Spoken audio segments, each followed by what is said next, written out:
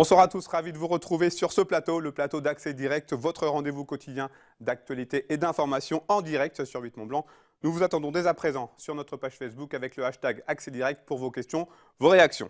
Ce soir, je reçois Christian Monteil, le président du conseil départemental. Nous parlerons également de la Grande Odyssée avec Thibaut Brancard, le directeur sportif.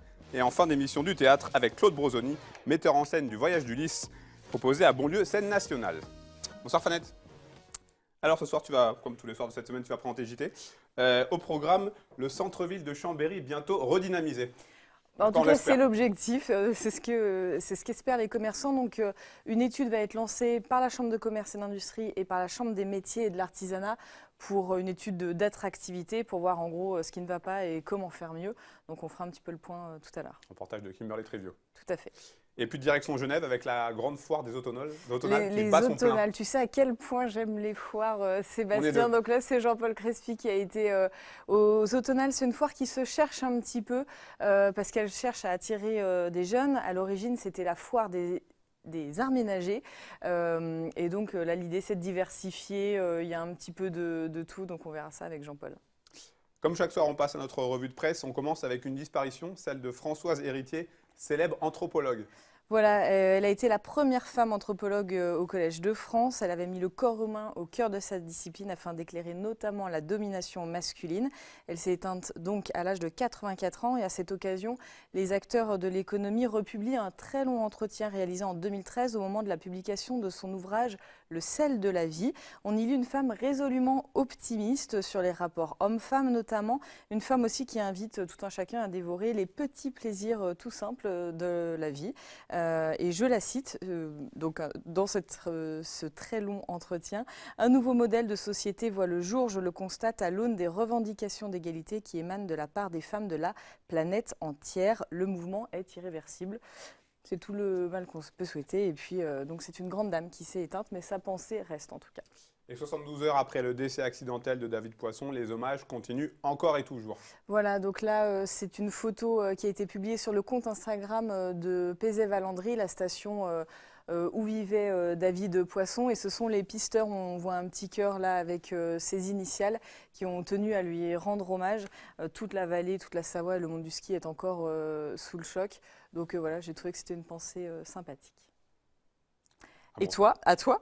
D'ailleurs, on reste en montagne avec les stations qui, paraît-il, passent au vert. Oui, c'est un article à lire sur le site internet d'LCI, puisqu'on se rend compte que les montagnes se mettent donc au vert, avec un exemple dans le Grand Massif qui distribue chaque année plus de 5000 cendriers de poche pour responsabiliser les fumeurs contre les mégots qui jonchent un petit peu les pistes. On apprend aussi que le domaine utilise de l'énergie renouvelable pour alimenter ces remontées mécaniques et que certaines dameuses utilisent l'additif AdBlue pour diminuer l'émission de particules polluantes.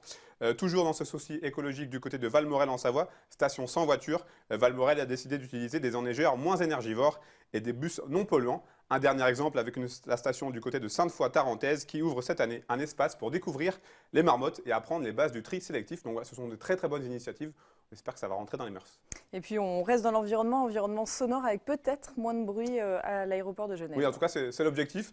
Il faut savoir qu'en 2030, l'aéroport de Genève accueillera 25 millions de passagers par an contre 16 millions en 2016, d'où une très forte croissance du trafic aérien. Et pourtant, l'Office fédéral de l'aviation civile annonce que les nuisances sonores seront moindres aux alentours de l'aéroport. La recette, de nouveaux avions plus silencieux grâce aux progrès technologiques. La plupart des compagnies aériennes sont en train de renouveler leur flotte, c'est notamment le cas de Swiss.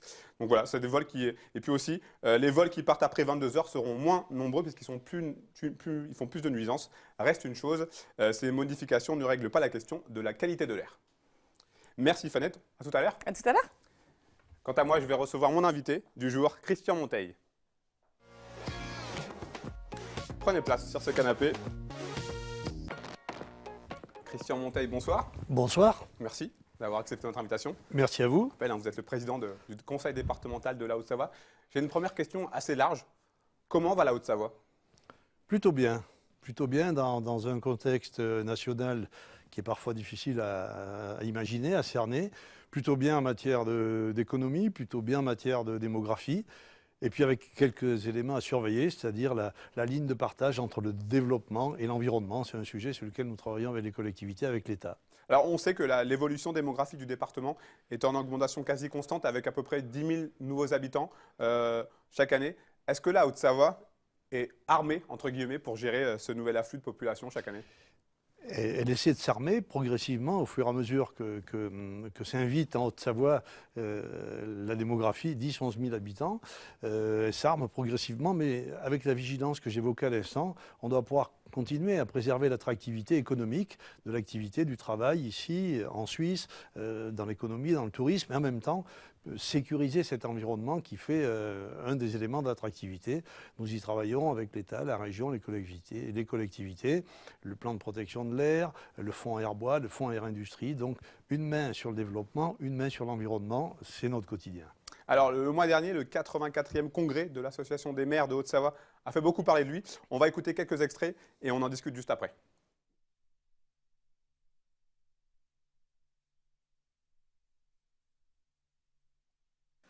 Je commencerai par évoquer la décision du gouvernement intervenue dans l'été de geler et réduire les contrats aidés dans le secteur non marchand.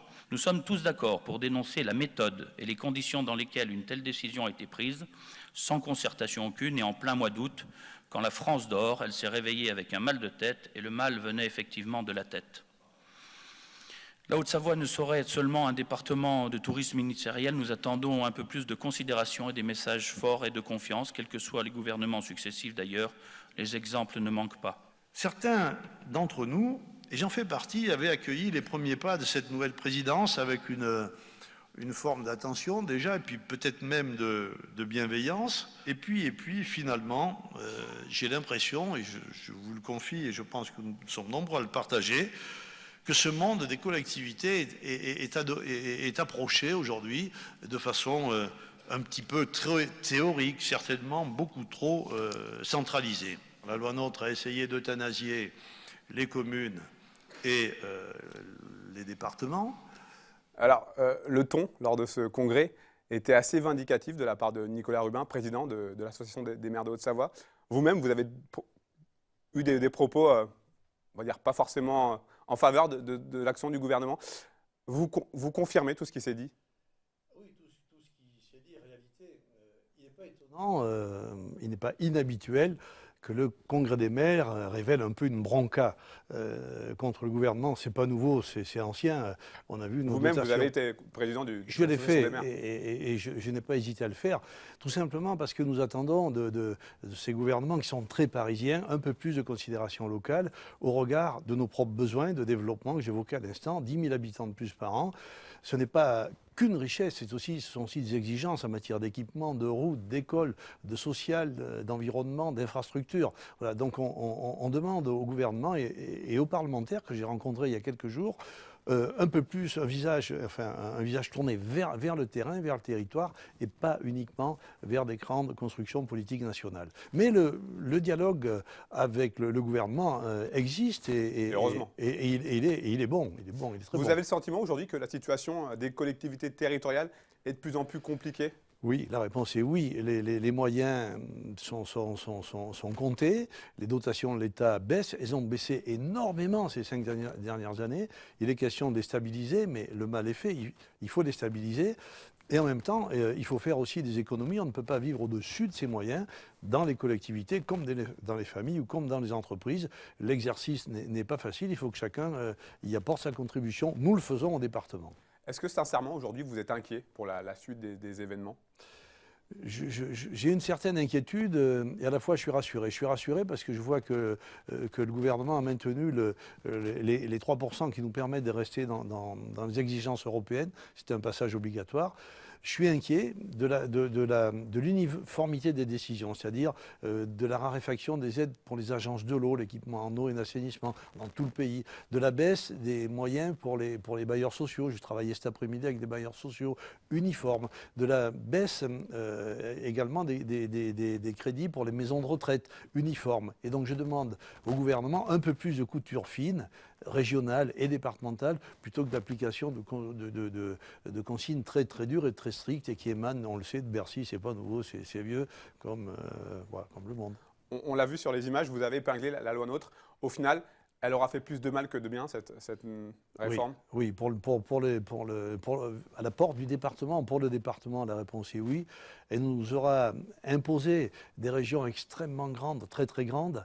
Et si on porte atteinte à la présence et à l'activité du département qui reste l'échelon territorial de proximité, nous perdrons beaucoup en relation, nous perdrons en qualité de relation avec l'élu, avec le citoyen, avec l'électeur.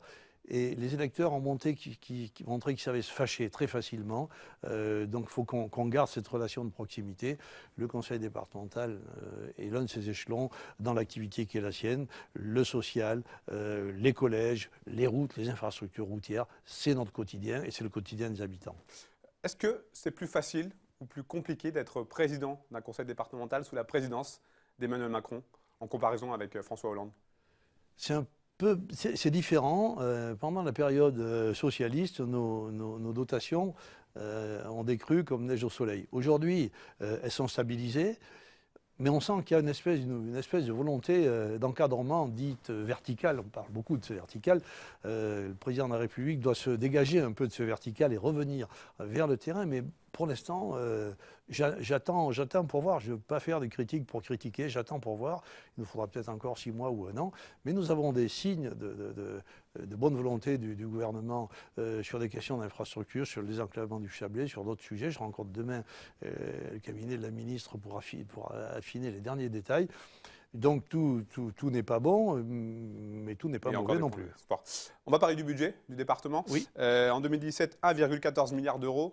Et sur ces 1,14 milliard d'euros, 10 millions n'ont pas été investis. Pourquoi une telle différence? Comment on peut expliquer une telle différence? Parce qu'on a perdu du temps.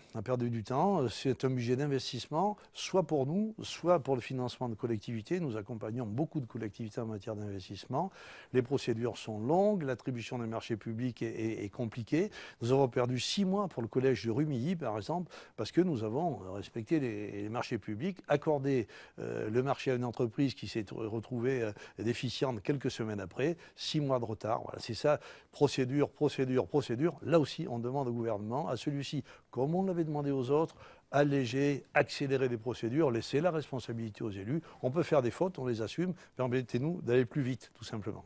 Quelle est la tendance pour 2018, pour ce futur budget qui sera voté? Alors la tendance, c'est, sur la fiscalité, pas d'augmentation d'impôts. Moi, j'ai essayé de m'engager à ne pas augmenter les impôts jusqu'à la fin de mon mandat et de l'Assemblée que je préside, sur notamment la taxe sur le foncier bâti, sur les bâtiments, sur la propriété privée, mais aussi industrielle pour les propriétaires des bâtiments, des entreprises.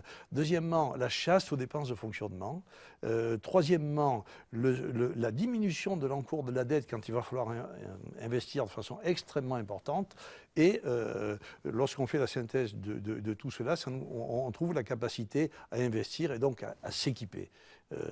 Investir, maintenir la dette, baisser le fonctionnement, garder la fiscalité très basse. Nous sommes le 5e département français le plus bas en matière de taxes sur le foncier bâti. Pourvu que ça dure.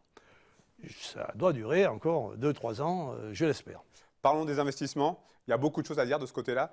On peut dire que le département ne chôme pas. Quels vont être les gros investissements pour 2018? Alors, vous avez parlé du collège de Rumilly qui a pris un peu de retard. Collège de Rumilly, on va le terminer. La rentrée se fera en septembre 2018. Nous allons construire 2 collèges en 2020, 2021, mais il faut déjà préparer. Un dans le secteur du Genevois, à Valéry, un deuxième dans la basse vallée de l'Arve, à Vétramontou. Nous avons également les gros dossiers d'infrastructures routières dont nous avons besoin. Nous sommes au financement sur les entrées ouest de Saint-Julien actuellement. Nous sommes sur la déviation de Poisy, poser la déviation de Pringy, déviation de Poisy. Ce sont les premiers ouvrages du grand accord que nous avons passé avec l'agglo d'Annecy, 450 millions d'euros de travaux ici sur l'agglomération. Et puis la liaison de l'autoroute A40 vers Annemasse et enfin le désenclavement du Chablais. Et puis beaucoup d'autres sujets, mais le département est vraiment à pied d'œuvre pour investir des sommes extrêmement importantes, plus de 200 millions d'euros par an encore sur les 2 ou 3 prochaines années. Les problématiques environnementales sont également au cœur des préoccupations. On pense notamment au problème de la pollution dans la vallée de l'Arve. Oui. On sait qu'il y a plein de choses qui sont mises en place. Nicolas Hulot s'est déplacé il y a quelques temps. Qu'est-ce que vous attendez de cette année qui va venir là par rapport à cet épineux dossier de la pollution dans la vallée de l'Arve? Alors, le département est engagé dans la vallée de l'Arve avec l'État, la région, les collectivités locales dans le cadre du plan de protection de l'air. Nous finançons un fonds qui s'appelle le fonds Air Bois et le fonds Air Industrie. Nous le finançons dans la vallée de l'Arve. Nous le finançons également dans le Genevois. Nous nous apprêtons à le financer à Annecy. L'État, pour l'instant, ne s'est pas avancé sur ses financements hors de la vallée de l'Arve. J'ai proposé à Nicolas Hulot, qui ne m'a pas rendu réponse encore, mais j'ai passé une demi-journée avec lui, très intéressante d'ailleurs. J'ai proposé qu'on élargisse à tout le département ces dispositifs partenariaux, État, région. La région Auvergne-Rhône-Alpes ira au financement, les collectivités et le département. Nous en avons envie, nous en avons besoin. C'est l'une des conditions de la réussite pour l'attractivité que j'évoquais il y a quelques instants. Alors l'hiver arrive, vous avez lancé le dispositif Vigineige. Il y a aussi la question de l'hébergement des personnes sans abri et des migrants, notamment aussi les mineurs non accompagnés. C'est une période que vous redoutez? C'est une période qui est compliquée. Sur la partie neige, Vigineige, il y a tous nos services centraux au travail, le déneigement, sur 3000 km de routes départementales. 2500 au moins sont concernés. On a 400 ou 500 agents en permanence sur le terrain, des circuits de déneigement, une baisse du tonnage de sel utilisé sur nos routes, 35 000 tonnes de sel sur les routes il y a 5 ans, 24 000 cette année. On essaie d'être extrêmement vigilant sur ce sujet. Sur la période hivernale, c'est une responsabilité de l'État, des collectivités. On la partage, nous, sur le dispositif des mineurs non accompagnés. Nous vivons dans tous les départements de France une vraie difficulté qui frôle la détresse parfois, puisque nous sommes devant des personnes qu'il faut regarder, dont il faut étudier les parcours. Nous ne sommes pas sûrs qu'ils sont toujours mineurs et nous ne sommes pas sûrs qu'ils ne sont pas accompagnés. Il y a des réseaux. Il faut absolument que l'État nous aide et nous avons entrepris avec le préfet d'Haute-Savoie un travail particulier sur ce sujet. J'espère et je suis même sûr qu'il portera ses fruits. C'est un travail collectif. Allez, un sujet un peu plus léger pour aller jusqu'à la fin de cette interview. Je sais que vous êtes passionné de sport, notamment de rugby. Alors même s'il n'y aura pas de match ici en Savoie-Mont-Blanc, on l'a appris hier, la France organisera la Coupe du Monde 2024. C'est une excellente nouvelle. Champion, hein, super, c'est très très bien, un grand plaisir. L'ancien rugbyman que je suis est très très très heureux de constater cet accueil en France. En 2007, j'avais accueilli celles et ceux qui portaient la candidature. Et j'avais reçu Philippe Sella qui allait porter au sommet du Mont Blanc le trophée de l'IRB. Voilà, donc c'est merveilleux. Donc c'est une fierté pour notre pays, bien évidemment, et pour ceux qui aiment le rugby. L'été prochain, la Haute-Savoie sera au cœur de l'actualité avec le Tour de France. Bien on sûr. s'est vu, on en a parlé, avec une magnifique étape du côté du plateau d'Aiglières. C'est une fierté. Avant, on en aura une autre, c'est le Grand Bornand, le biathlon au mois de décembre. Ça sera l'accueil du retour des Jeux Olympiques également pour les chronos d'or.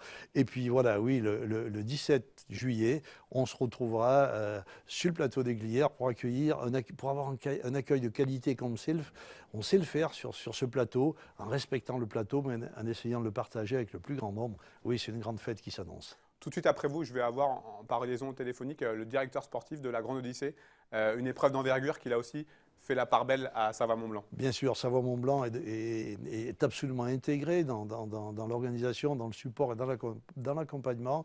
C'est une vraie fierté pour nos deux départements d'être dans ce dispositif. Et on leur souhaite de la neige et une belle réussite. Alors vous êtes originaire du Périgord, vous êtes arrivé ici au début des années 80, si je ne dis pas de bêtises. Un peu avant, vous avez été maire de Seyssel, vous êtes président du conseil départemental de la Haute-Savoie depuis 2008. Qu'est-ce qui vous plaît tant ici en Haute-Savoie ? Eh bien, j'ai gardé des racines périgourdines, je ne peux pas les renier. J'y fais souvent référence à mes origines agricoles, mes origines professionnelles dans mon métier, dans les maisons familiales rurales. La Haute-Savoie m'a accueilli, elle m'a offert ce dynamisme, cette ouverture, ce champ extraordinaire d'engagement et de responsabilité. Et j'ai un plaisir énorme à partager ces responsabilités avec mes collègues conseillers départementaux, avec l'ensemble des élus de ce département. C'est un grand plaisir. Je suis comblé. Vous n'êtes affilié à aucun parti? Non, pas de parti politique. C'est quoi? C'est une manière de garder une certaine liberté? C'est une manière de dire que je reste un vieux gaulliste et que je retrouve toutes les valeurs que je pratique dans le gaullisme. Alors, je pense qu'il faut des partis politiques, certainement, pour exprimer des grands idéaux. Malheureusement, ils ont renoncé un peu sur le terrain. Il y a une recomposition qui existe.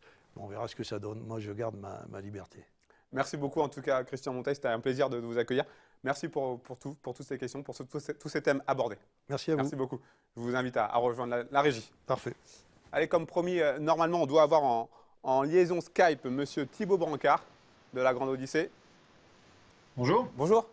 Merci d'être en direct sur notre plateau. Alors, vous avez annoncé hier la liste des mushers pour cette édition 2018. On aura encore du beau monde, hein.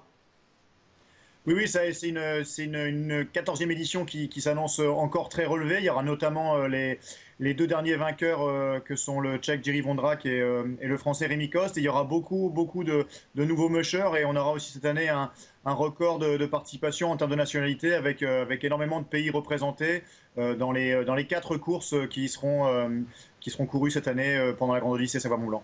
Toujours plus de notoriété pour votre épreuve, hein.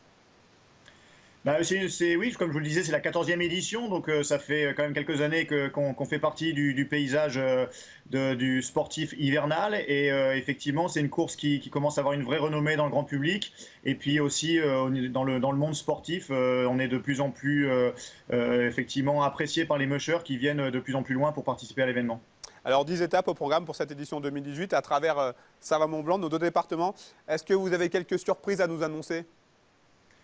Alors, dans la Grande Odyssée, on travaille sur des programmes de 3 ans. Donc là, on est au cœur d'une nouvelle série de 3 ans. Donc le but du jeu, c'est que on suive le programme qui avait déjà été mené l'année dernière. Alors, en sachant que vous parliez de l'enneigement précédemment, bien évidemment, on est totalement, je dirais, on doit réagir par rapport à l'enneigement tel qu'il est fait et chaque année on est amené à recomposer, mais néanmoins le programme sera à peu près celui qui a été celui de l'an dernier.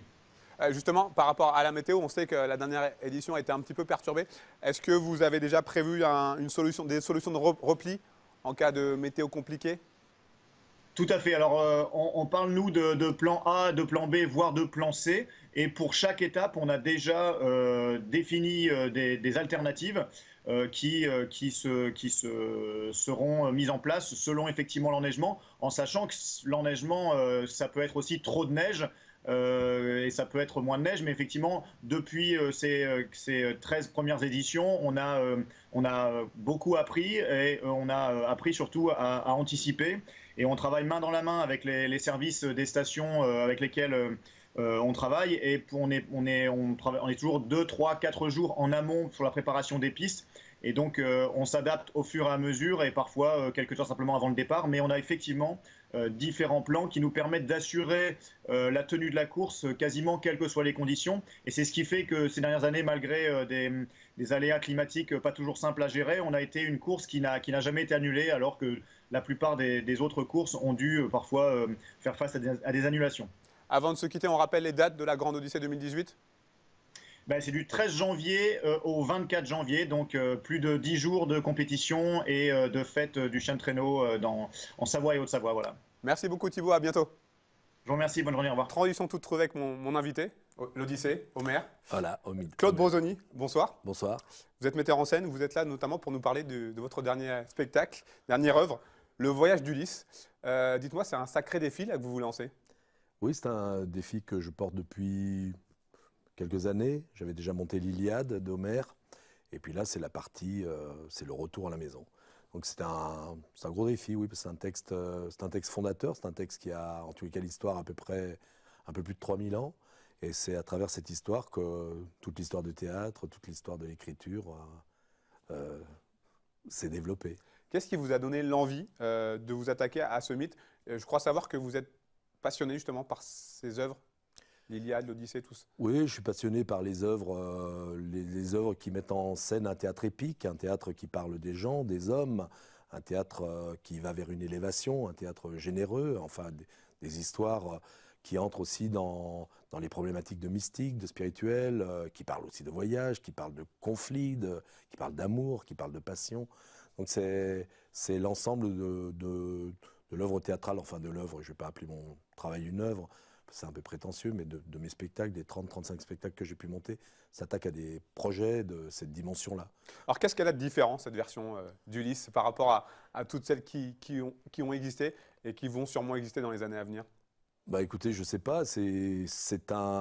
D'abord, j'ai le plaisir de travailler avec un immense comédien, Jean-Damien Barbin, qui est un homme qui profère les mots, qui est un homme de la parole, qui est un homme de l'élocution, de la langue.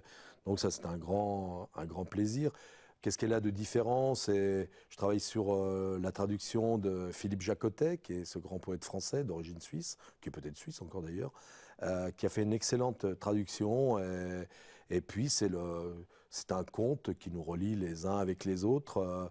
Qu'est-ce qu'elle a de différent? C'est qu'elle est simple, c'est qu'elle est dite, la parole est mise en avant, le récit est mis en avant. Bon, il y a de la musique, on a de la vidéo, on a de la lumière, mais c'est surtout un travail sur la parole, sur comment on raconte une histoire. Alors, c'est avant tout l'histoire d'un homme prisonnier. Prisonnier d'un sort, prisonnier d'une femme et prisonnier de ses illusions. Comment est-ce qu'on peut s'en sortir quand on est prisonnier d'autant de choses? Ouais, c'est un gros travail. Moi, j'ai 62 ans et je me rends compte qu'à 62 ans, je suis dans ce travail-là. Vous êtes encore prisonnier de quelque chose aujourd'hui, à oui, 62 ans? Oui, je suis prisonnier, plus de mes illusions. Je ne suis pas prisonnier de mes illusions, mais je suis prisonnier en tous les cas de ma matérialité. Je suis prisonnier de ce que la société peut attendre de moi. J'essaye de me libérer de ça. Je suis prisonnier de mes peurs. Je suis prisonnier. Bon, c'est une lutte que j'exécute à travers les spectacles que je fais, puisque ce sont souvent des projets qui me sont très proches et où j'essaye de trouver ma liberté. Aujourd'hui, je suis dans la situation d'Ulysse qui veut retourner chez lui et retrouver le bonheur qu'il avait perdu quand à 25 ans, il était parti à la guerre. Un mot sur la performance scénique de Jean-Damien Barbin, que vous avez évoqué tout à l'heure. Oui, comme je disais tout à l'heure, c'est quelqu'un qui est un proférateur de langue, d'histoire. C'est quelqu'un qui a une voix extraordinaire, qui a aussi une démesure dans son jeu, qui peut passer du tout petit à l'immensément grand. C'est quelqu'un qui n'a pas peur sur scène.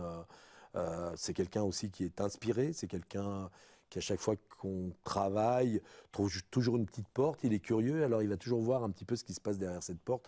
C'est un vrai homme de théâtre. C'est un homme qui porte une histoire du théâtre, une histoire du théâtre français ces 30 dernières années. C'est quelqu'un qui a travaillé avec les plus grands metteurs en scène. Et c'est aussi quelqu'un qui a derrière lui toute cette histoire du théâtre et qui remonte à l'époque d'Homère, qui remonte aussi à l'époque de Dionysos, qui remonte à Phèdre, c'est un parcours plein d'esprit, c'est un parcours plein d'intelligence et en même temps avec un physique et une présence dans la voix qui est assez extraordinaire. Alors, il est accompagné d'un accordéoniste sur scène, c'est bien ça? Écoutez, au début, c'était un accordéoniste. C'est-à-dire, au début, on était parti sur une histoire où on traversait la Méditerranée, où on avait l'intention de rencontrer les musiques klezmer, les musiques de la Méditerranée. Et puis, très rapidement, c'est le musicien avec qui je travaille depuis une vingtaine d'années, Claude Gomez, qui est un spécialiste de la musique électronique. Donc là, il a des machines, il a des claviers, et la musique s'est transformée en quelque chose de plus profonde, plus épique, et en même temps de moins chansonnier, mais c'est un accompagnement. On a l'impression qu'il raconte le voyage, qu'il donne le rythme du temps qui passe, mais en même temps, c'est assez puissant. Ça a des moments forts, comme on peut avoir des moments dans la techno. Pourquoi il fascine toujours autant, ce personnage d'Ulysse, selon vous? Parce que c'est la quête qu'on a tous. On est heureux jusqu'à 20 ans, 25 ans, parce qu'on est accompagné par ses parents. Alors il y a des gens qui ont des vies difficiles, mais on a jusqu'à 25 ans, on a des utopies, on a des rêves, et puis ensuite, dans les périodes troubles, on est envoyé à la guerre, comme lui. Il va faire 10 ans, la guerre de Troie, il va massacrer des gens, il va tuer. Et ensuite, il va revenir, mais avant de revenir chez lui, il va mettre 10 ans, et pendant ces 10 années, il va se nettoyer, il va se laver. Donc c'est la quête qu'on a. Alors lui, c'est un Himalaya, puisqu'il rencontre des géants, il rencontre des sirènes, il rencontre un cyclope, il rencontre Circé, avec qui il va dormir. Alors, moi, j'ai une plus petite montagne, mais c'est ma montagne, c'est peut-être une colline, je ne connais pas la dimension de ma montagne, mais on a exactement la même quête que cet Ulysse. C'est ce qui fait, par exemple, le petit Pousset, quand il va dans la forêt, il rencontre l'ogre, mais l'histoire raconte l'histoire d'un garçon qui rentre dans sa propre forêt et qui va lutter contre ses propres peurs. C'est pour ça que ces histoires, elles nous touchent inconsciemment et qu'elles font partie de notre inconscient, de nos rêves, mais aussi de nos réalités. Et Ulysse, c'est vraiment les plus grands auteurs ont écrit des œuvres sur Ulysse. Merci beaucoup en tout cas Claude Bourzoni, bon courage bien évidemment pour ces représentations. On rappelle les dates, mardi 21, mercredi 22, jeudi 23, vendredi 24, samedi 25, dimanche 26, mardi 28, mercredi 29, jeudi 30 novembre à Bonlieu Stade National. Merci. Merci beaucoup Fanette. Merci de m'avoir reçu. Fanette viens me rejoindre, vous pouvez rejoindre la régie. Et tu es accompagnée Fanette Bien accompagné. avec peut-être des futurs journalistes C'est ça, on espère, il faut susciter des vocations. Vous pouvez vous installer par là les enfants. autour de moi. Et Elodie, Elodie, à c'est toi côté qui va. de Sébastien. Attention. Voilà. Donc Fanette, les titres du JT qu'on retrouvera tout de suite après cette émission. On commence avec un sujet sur le centre-ville de Chambéry. Sur le centre-ville de Chambéry, on va y arriver. Donc un centre-ville de Chambéry un petit peu fatigué côté commerce, donc il y a des études qui vont être lancées pour tenter de le rendre un petit peu plus attractif. C'est mené par la municipalité, par la Chambre de commerce et d'industrie et par la Chambre des métiers et de l'artisanat. Une convention a été signée, on va faire le point. Et puis un reportage de Jean-Paul Crespi du côté de Genève et la ça. foire des automnales. La foire des automnales, anciennement la foire des arts ménagers, mais cette foire, elle cherche un petit peu un second souffle, une seconde jeunesse exactement, pour attirer les jeunes justement. Donc il y a un petit peu de tout, il y a des arts ménagers encore, mais il y a aussi plein d'autres choses. Donc petite visite tout à l'heure avec Jean-Paul. Merci Fanette. C'est fini pour cette semaine. Un petit mot avant de laisser la parole à Elodie. Donc demain, dernière de la semaine, on parlera notamment des Restos du Cœur. Elodie, c'est à toi pour la fin de l'émission. On t'écoute. Maintenant, Voilà. Maintenant, allez. c'était Accès Direct sur Lutte Mont Blanc. À demain pour une nouvelle émission. Bravo. Merci beaucoup. Bonne soirée. Bye bye. Au revoir.